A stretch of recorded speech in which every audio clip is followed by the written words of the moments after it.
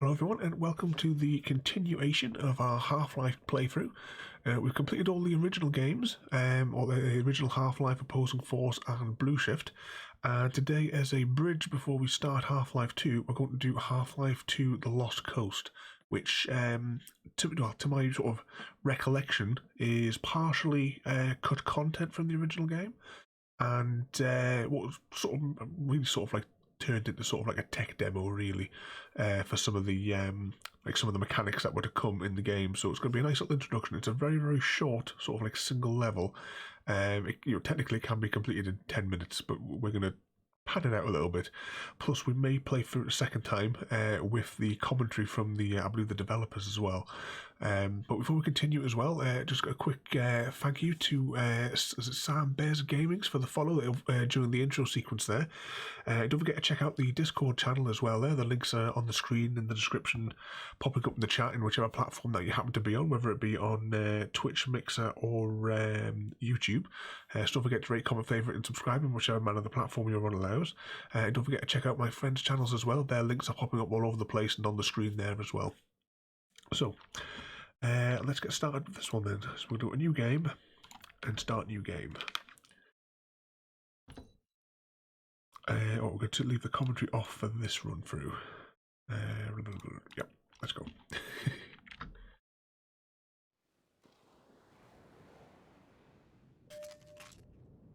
So before we continue from there, we're actually going to turn back and get some ammunition and stuff from over here.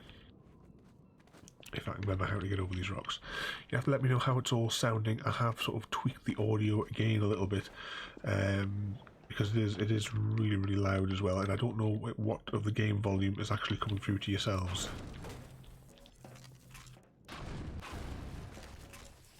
Let's just collect those. I think there's some more ammo over here.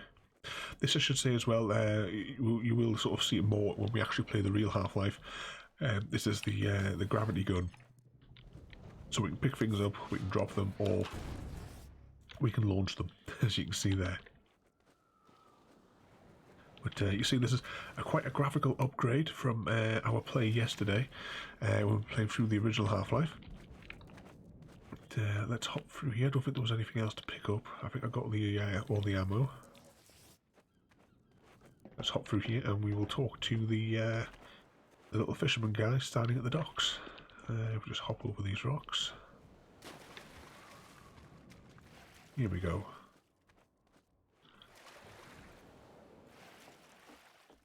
Hey, you there? Wait a minute now, aren't you? You are.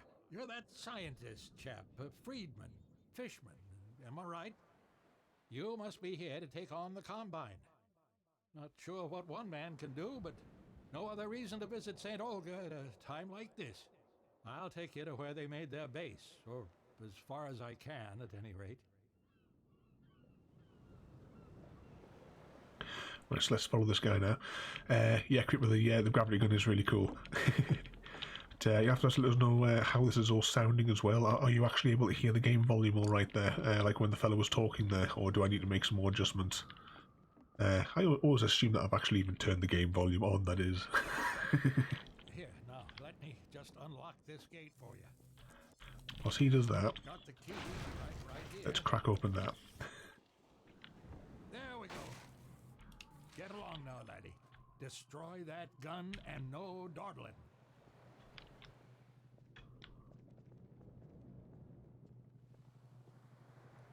Right. 2 seconds because the screen will minimise whilst I increase the volume. Right, let's put it at 22-ish. If you make it back safely, I'll be here waiting for you. Alright, so fingers crossed. That will be alright. Of course, if it gets too loud when I start firing weapons, just saying we'll quickly pause it and we will drop it down a couple of extra points.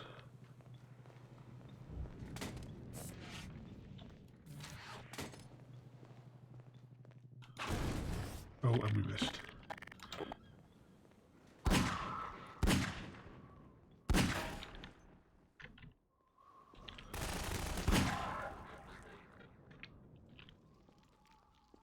Right.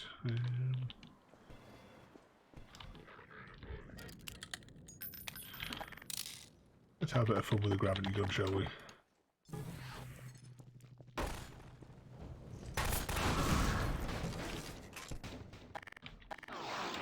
Of course, I can't actually see the centre of the screen because of my microphone as well, which is adding more fun. Now, if we just stand here, I know that there'll be a guy that's going to come out there, but I don't think there's any way to stop him from taking out this platform.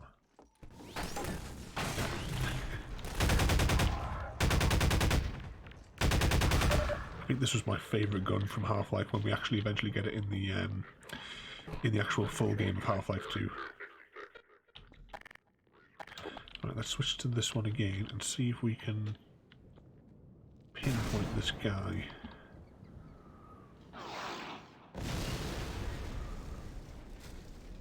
At him. God.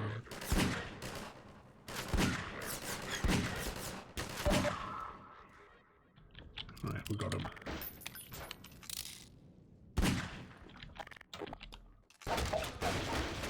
Of course, any crate that's got that yellow marking on it, like that, those are ones that we can actually pick up.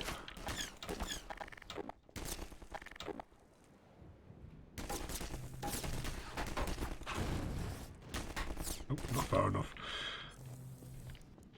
Just trying to make sure we don't miss any ammo or anything.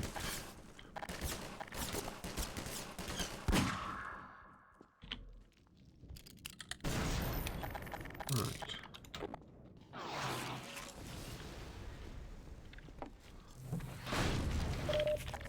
I'm going to shift this up a little bit higher because with these being at the centre, I cannot see what weapon I'm selecting at all. Right, let's go with this machine gun for a little bit.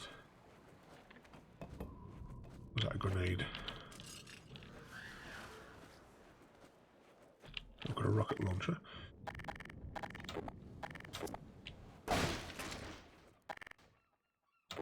Back to the SMG, and we'll go up the hillside here.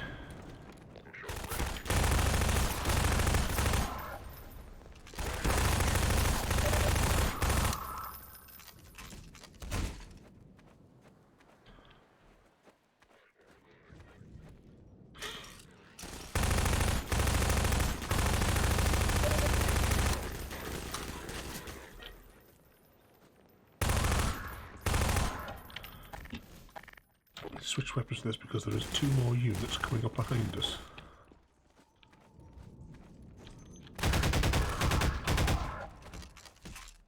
There we go.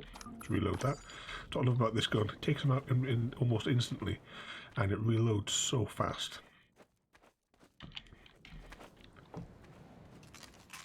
Gather a bit more ammo as we go.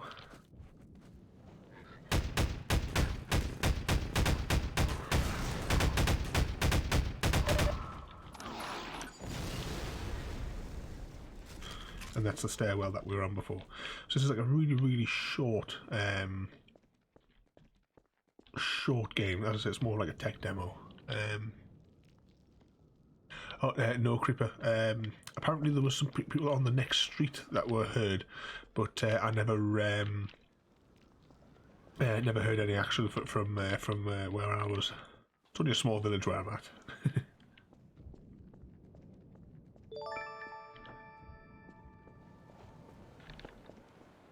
Right, let's press on through here. I don't think there was anybody actually out here. Let's just grab the gravity gun. Because I think there's some ammo over in this corner. Yeah.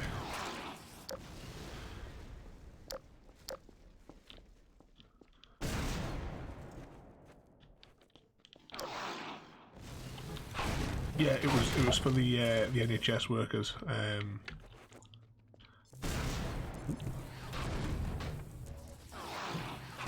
Because of course, as we know, because we're all in isolation at the moment across the world, and it's people in the health service that are actually are the ones actually doing all the work at the minute.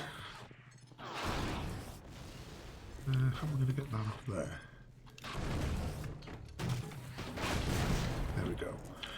Right, we'll switch this over,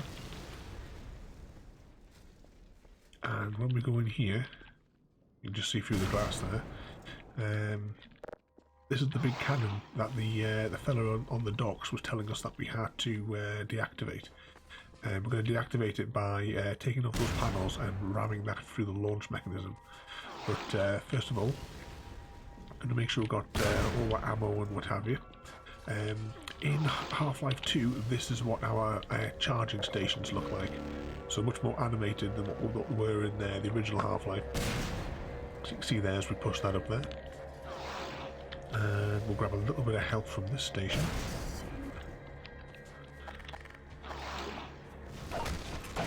Just gather up whatever other ammo's lying around. We'll grab the gravity gun. Rip those panels off. Oops. Try again.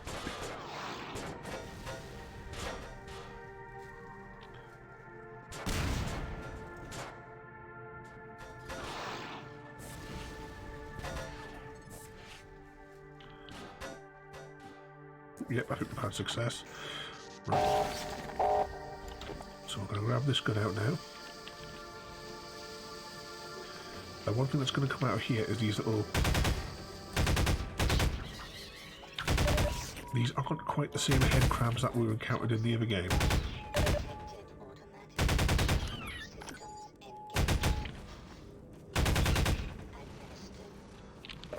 But do give you poisoning.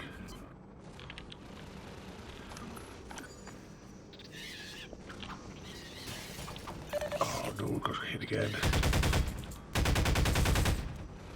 More health.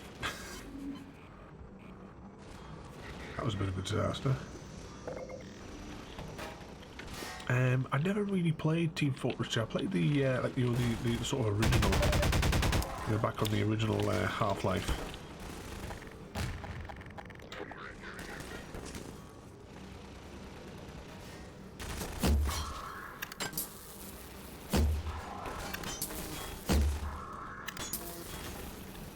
This gun's quite fun. It pins them to the wall if they're close enough. You see that guy there is pinned. Now there is, I think, if I remember rightly, there's a guy that's glitched up the top there who won't come down. You see this guy here. I say there's being a sort of tech demo, you can see sort of the physics that were in play, the new. Right, how we've got 2 more rounds of ammunition left for this one.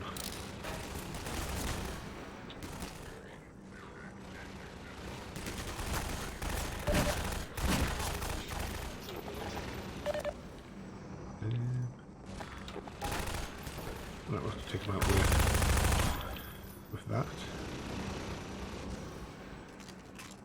And the objective now is going to be to take out that helicopter.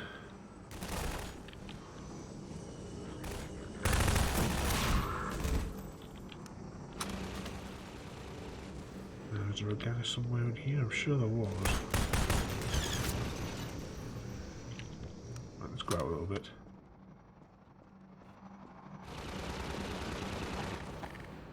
And select the rocket launcher.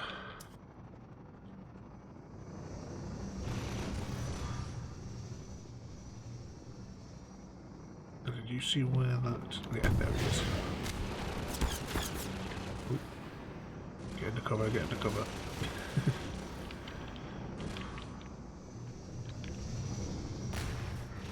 There goes that one.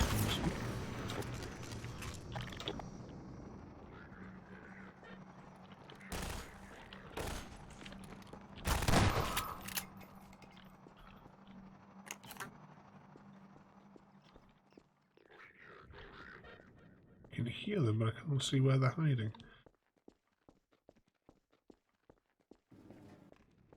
Make sure we've got... Nope, there's no more left in there. Right, so... Get the rocket launcher out.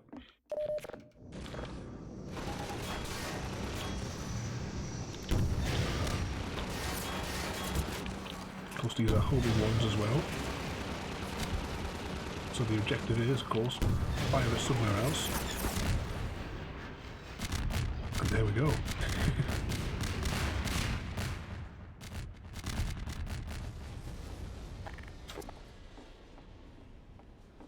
And that's a helicopter gunship taken down.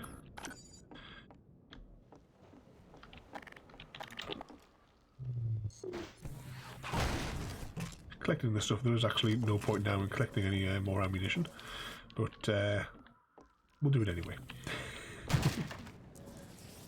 So, next we're going to go... No, it's this way, isn't it? Yeah. Very carefully.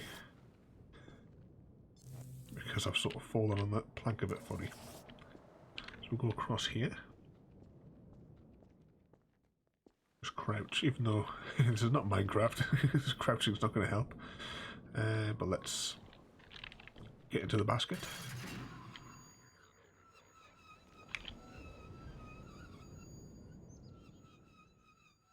Very carefully moving down.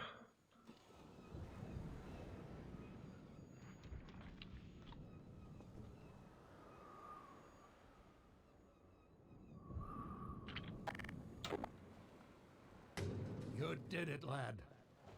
Come on with me to St. Olga. We'll celebrate this victory with a feast. I hope you like leeches. Hey, where you going? You're getting fuzzy around the edges. Well, I guess you got other places to be. Nice knowing ya. And that technically concludes the Lost Coast. As I said, it was just a small, like single level sort of game. It was, you know, something that was going to be, I assume, going to be like a much larger section. Because as I say, that was a tech demo, but I did want to include it as canon as part of the series. But what we're going to do here is, though, because part of what the Lost Coast sort of became was a stress test. So this is about 2 minutes long. We'll play it. It's just nice little. It just flows through, and it'll give you the frame rates that this game plays at, which according to the monitor I've got already here is saying about 300 frames per second is what we're getting here. But it just gives you a nice visual as it goes through the level here. So we might as well take a look at it. And then I think what we'll do is after this is we will play the level again, but with the developer's commentary, so we can actually hear more accurately rather than me trying to recall information from 10 or more years ago about this particular level. But even, I assume it must be about 10 or more years old for Half-Life 2. Actually, it must be more, because I mean... Yeah, it definitely came out before 2007. When I was at university. It must have come out back then. Here, now, let me just unlock this gate for you. But just even now, the graphics in this I still think are really good for a game. Got the key right here. There we go. Swoops around the bay, up towards the lighthouse.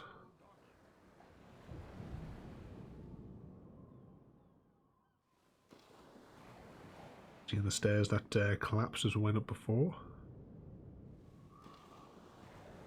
And swing around up to the church on the top.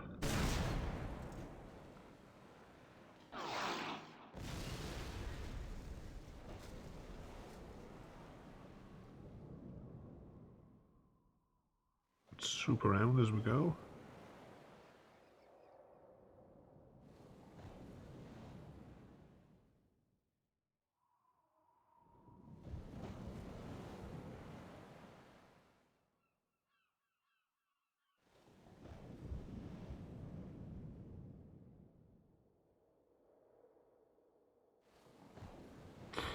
Next, if I recall, it's going to pause on one of the things that you see the reflection through the glass and through other liquids, which was one of the things I remember seeing them demo at the time when this game was, like Half-Life 2 was first coming out. Of course, this is all in the Source engine as opposed to, I can't remember the name of the engine, it was a Quake 2 engine that was the original Half-Life. And there we go, and that's the video rendering test done. So you see there, the average was about 295 frames. When I tested this earlier on to make sure I got the graphics settings right, it was about 298. But what might as well do now. If it's going to allow us to load with the commentary. We might have to exit the game. Oh no, we can. We're going to go into the commentary mode, and we're going to listen to some of the developers. We might as well since we've got it running. So this one will probably be a slightly longer playthrough. I don't know how long the audio clips are, but whenever we get to one of these little narrative points, we'll pause so we can actually listen to what the developer has to say about the particular scene that we're in. Let's see, start a commentary node, aim your crosshairs and press the use key. Yep, that's fine. I know what the use key is. I assume it's just the crosshairs. Hi, this is Gabe Newell, and welcome to the Lost Coast. In this tour, we're going to be talking about a new graphics technology we've been developing called High Dynamic Range, or HDR. We'll also be giving you some insight into the design and production challenges we faced during the construction of the Lost Coast.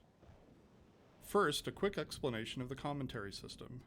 To listen to a commentary node, put your crosshair over the floating commentary symbol and press your use key. To stop the commentary, put your crosshair over the rotating node and press your use key again. Some commentary nodes may take control of the game for the purpose of showing something to you. In these cases, simply pressing your use key will stop the commentary. And as it said at the bottom there are 14 of these to find.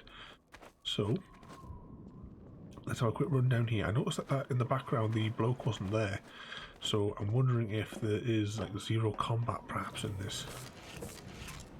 Grab that ammo. The remains of the ship in front of you were once part of a puzzle we cut out of the Lost Coast. The original design of the puzzle was based on the idea of the player and the fisherman cooperating together to solve something. This was the type of puzzle we'd always wanted to attempt in Half-Life 2. Unfortunately, as development on Lost Coast neared the end, and this puzzle still wasn't finished, we decided to cut it. It's always painful to remove work, so we've tried to evolve a process for making those kinds of decisions. For example, with this puzzle we asked ourselves, is this puzzle actually fun? If not, how much work does it need to be fun? Does this puzzle fit within the purpose of Lost Coast? Would our customers appreciate this puzzle being finished more than they would appreciate, say, soldiers rappelling off the cliffside? In the end, it made more sense to put this problem on the shelf with other interesting ideas and come back to it later. Let's see if there's any more points on the end of the water here.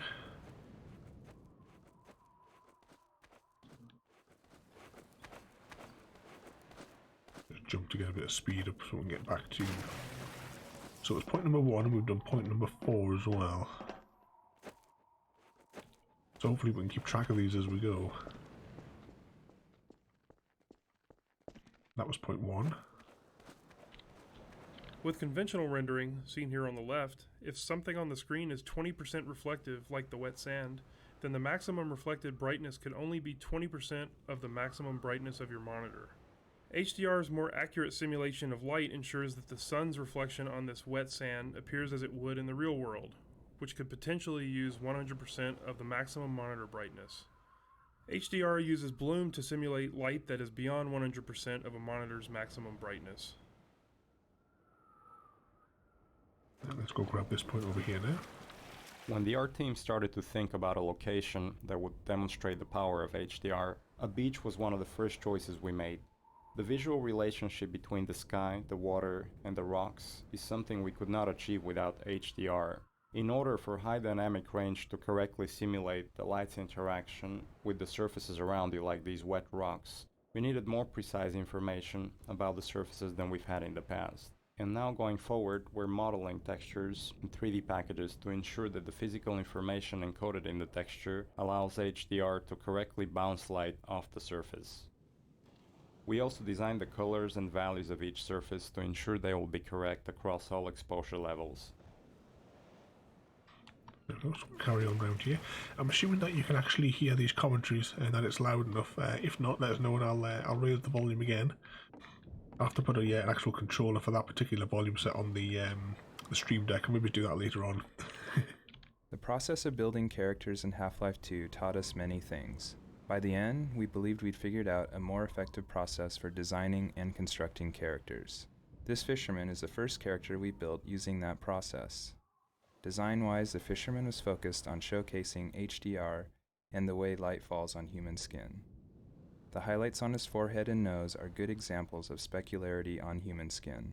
You can see how the wrinkles on his cheeks and around his eyes are an example of how we can use normal maps to add depth.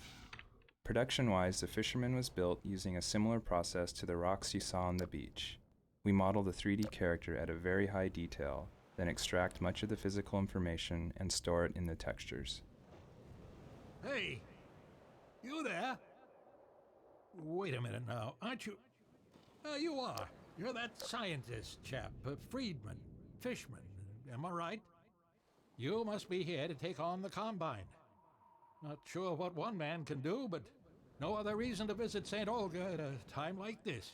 I'll take you to where they made their base, or as far as I can, at any rate.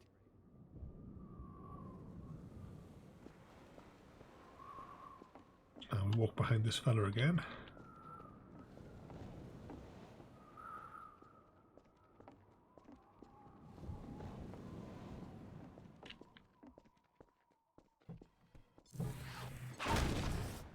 Water presents us with a lot of rendering challenges.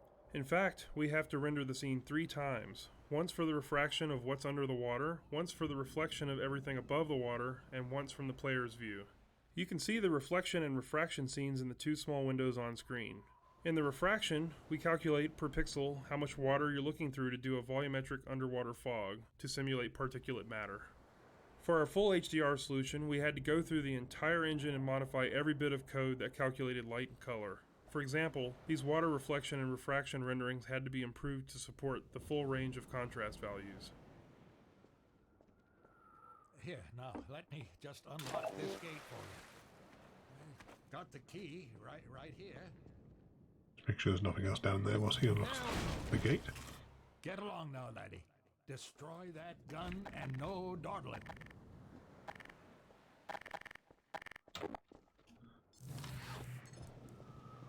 See if we can actually get those 2 guys this time.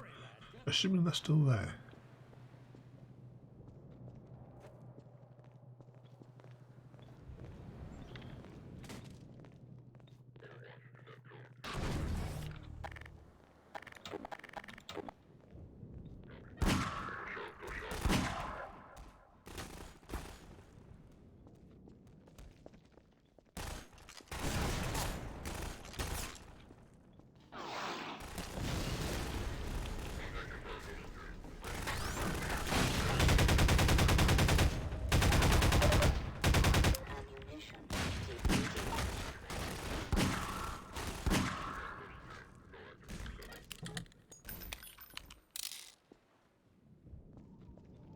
It doesn't look like there's any commentary points here.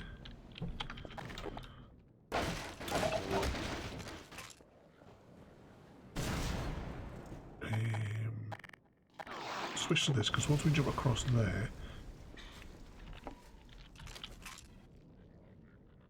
I thought that bloke might have materialised. Yep, that's him gone.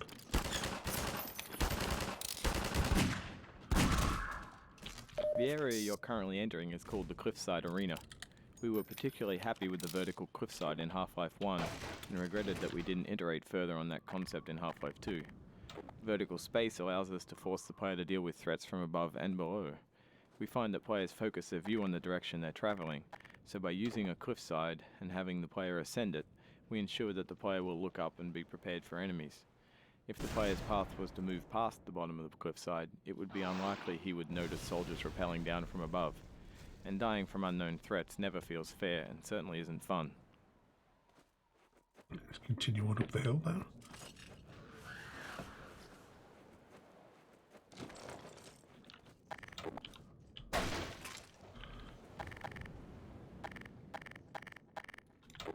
Now,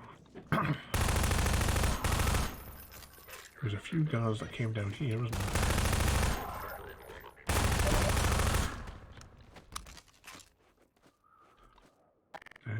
Right, we'll switch to this gun. This is where they start climbing down, isn't it?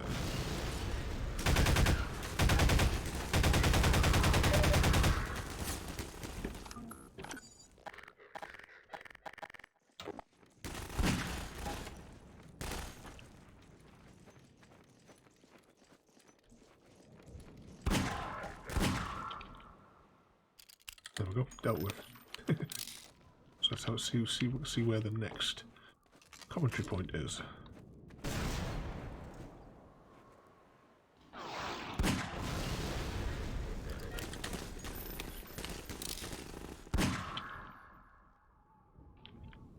So there, I suppose, like he says, you have to watch out for people coming from all directions. Switch to this one now. I don't remember if there was anything else as we come up here.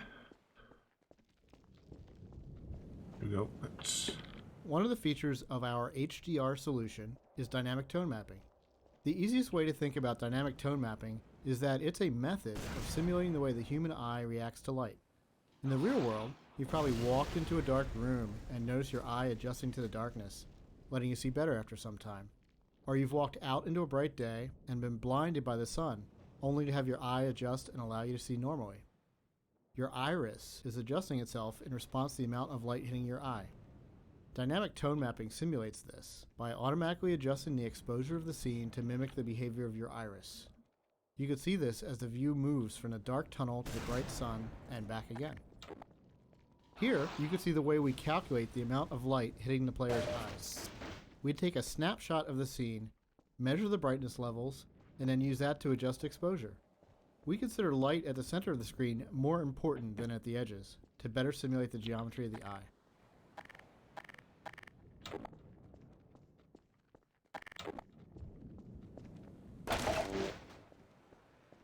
Let's look for the next marker.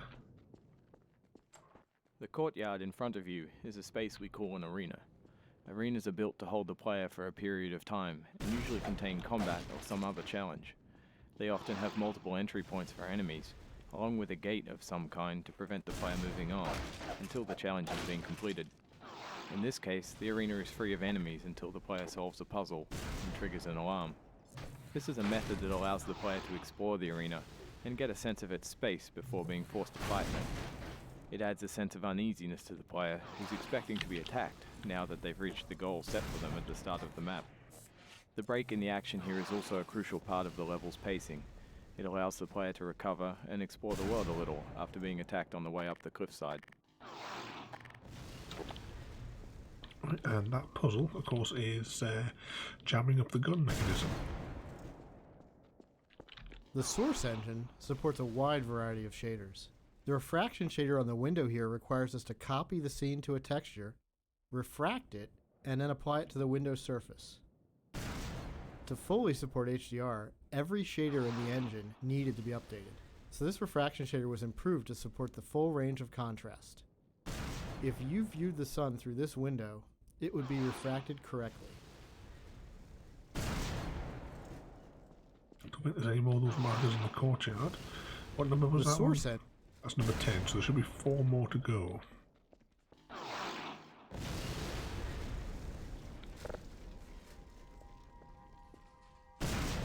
We wanted to transition from a bright, wide-open space into a tighter, closed one to showcase HDR's dynamic tone mapping. We also like to focus on contrasting elements in our settings, like ancient human architecture and futuristic combine technology. A monastery fit these requirements perfectly. Monasteries are generally isolated, unlit, and built ages ago. They provide a great backdrop for the contrasting combine technology. When we build fictional settings, we try to ground them by basing them off a real-world location. We use this location as a design constraint that forces a logical consistency behind the art choices. Churches are great dramatic spaces. They're often lit naturally with extremes of darkness and brightness, which makes them a great showcase for HDR. Gothic churches are the sober monochromatic spaces that you've seen in almost every horror movie or game. Byzantine churches, on the other hand, are very colorful and have a large variety of materials. We wanted that color and material variety to show off our HDR reflections.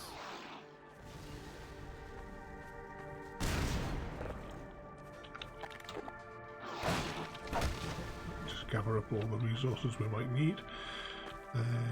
Actually, we can play this one whilst we're doing Our that. games are filled with things we call gates, which are essentially just challenges that the player must overcome to drive the experience forward. We used a puzzle here since the player has been through combat and exploration recently. When we design challenges, we try to ensure that the player's goal and the action required by the player are both fun. It's not hard to create interesting goals for the player, like stopping this machine from shelling the nearby village, but the action required by the player to solve the challenge needs to be fun as well. So instead of something menial, such as hitting an off switch, the player gets to use physics to jam the gun's mechanism and cause it to break.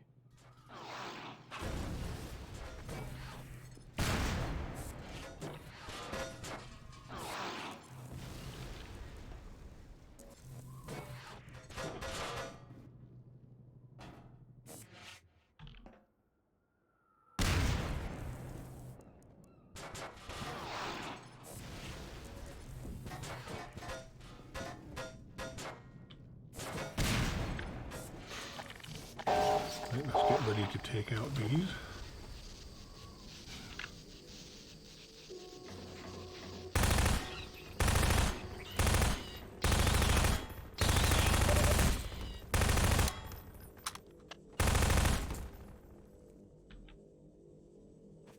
There's the other one.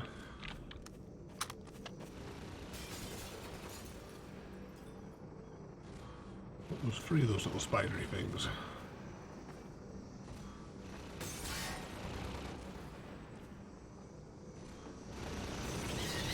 Oh, there it is.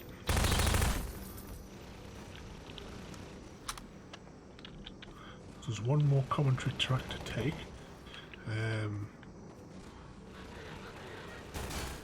Here they come.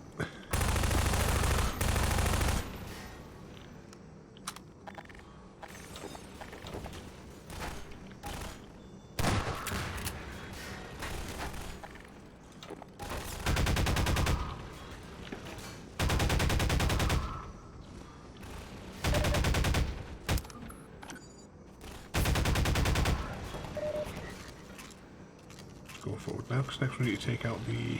Well, we stick in a test shot into the helicopter, don't we?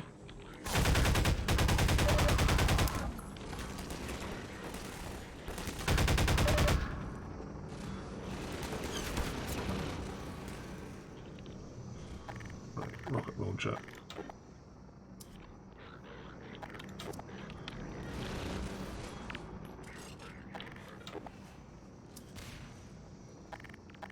Where's that?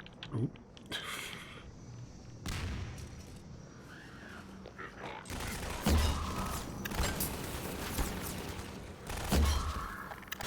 Try again with the rocket launcher, now that he's pinned to the wall.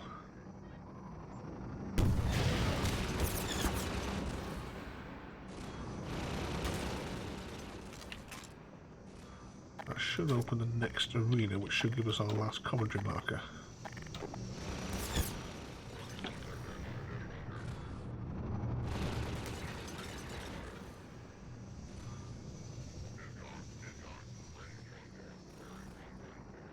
I can hear the enemy somewhere, but I can't see them.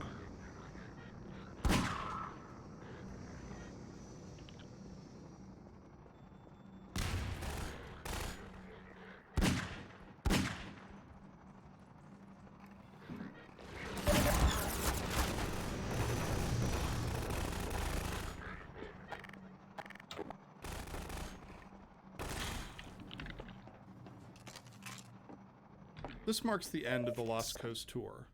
This has been an experiment on our part to see if our community would find it interesting to learn more about our development process. As always, we're interested in your feedback. I can be reached at gaben, G-A-B-E-N, @valvesoftware.com. If people like this, we'll keep producing this kind of content for all of our games going forward. Thanks for listening.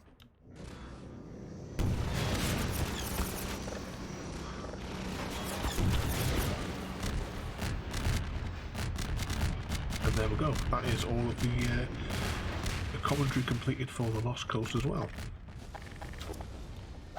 So we might as well press forward with it and then finish it off. Off down there. This time we'll get rid of that loose bit of wood.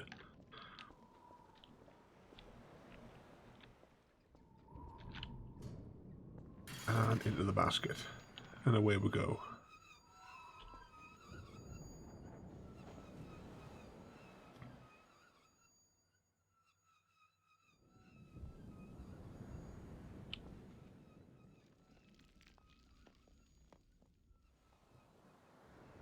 almost down to the bottom. With a You foot. did it, lad. Come on with me to St. Olga. We'll celebrate this victory with a feast. I hope you like leeches. Hey, where you going? You're getting fuzzy around the edges. Well, I guess you got other places to be. Nice knowing ya. I guess that concludes the Lost Coast again, but this time with commentary. Let's pop this in here just to see if there is anything actually different on the stress test if we leave commentary on. If there's any sort of extra information we can get, or if it just goes through it.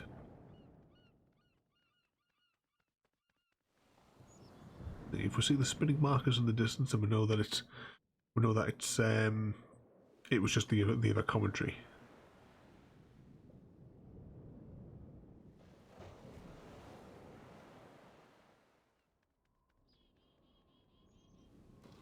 You can see the old man again there, and the birds flying across there.